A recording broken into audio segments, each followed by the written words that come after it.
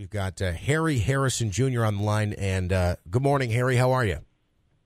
Good morning. How are you doing? Good. We're talking about the hot water challenge. I've seen a bit of this where it was. I've seen stories. There was a girl in New York City who was like staying over a friend's house. They had a sleepover. It was a bunch of girls, and she got like third-degree burns because she fell asleep and they boiled water and threw it on her. Oh my God! This is it hot water challenge or boiling water challenge? It's like how stupid can you be challenge. Yeah. In this girl's case, she didn't even press charges. She thought this was fun. Yeah, if I remember correctly, yeah, she's still friends with the girls. They apologized, and she was ready to move on. Yes, this is how a teenage brain, is still developing. Basically, between the age of 13 and 20, it's kind of like the frontal lobe is like a cabbage.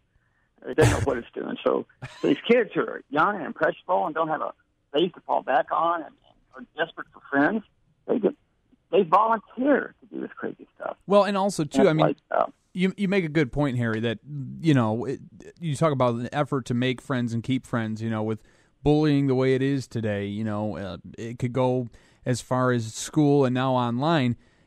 I can imagine the repercussions from her peers this girl would have had she had pressed charges or had done anything to take action because of this. That's probably so. They probably would send her.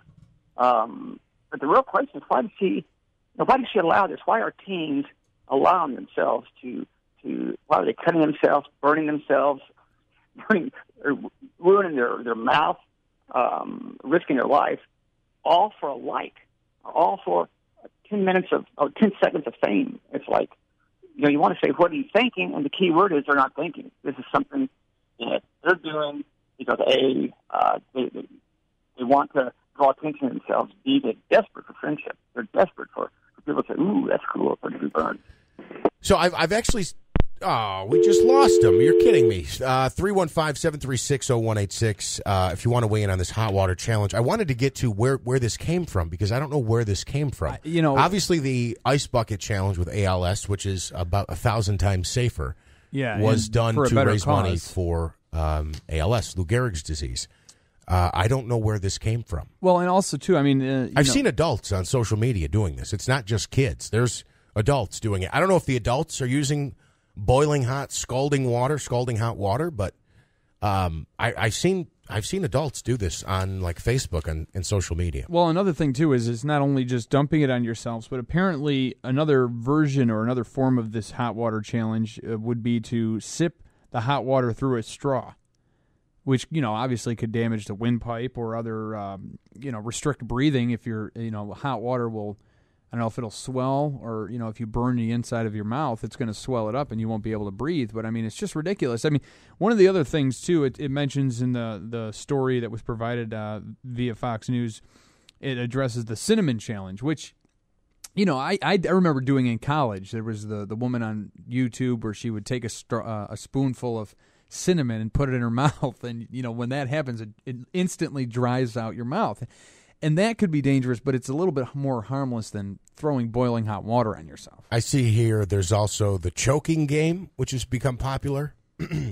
Teens intentionally cut off oxygen supplies in an effort to reach a start of euphoria.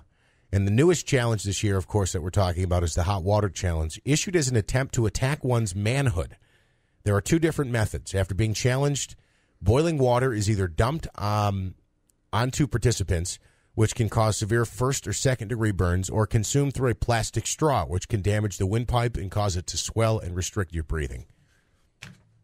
It's crazy. Don't do this stuff at home. The world's gone mad. Yeah, seriously. And also, too, weren't we just talking about the blue whale challenge, which was like the 50 days of social media dares, which the ultimate one being on the 50th day, you're dared to kill yourself. Yeah, I don't. It's sad, but it's a reality that teenagers especially participate in these challenges and cause damage that can last with them for a long time or seriously injure them. And I know that the social media aspect of it kind of takes the human element out of it. You know what I'm saying? Is for the people that are actually challenging these people or telling them to do it, I feel like maybe they wouldn't if they were face-to-face You know, you're not going to say to somebody, face to face, here, throw this hot boiling water on yourself. But to do it over a social media platform or online, it seems like it would be a lot easier for that person to maybe make that dare because it's not a personal face-to-face kind of thing. And that's the scary part, I think.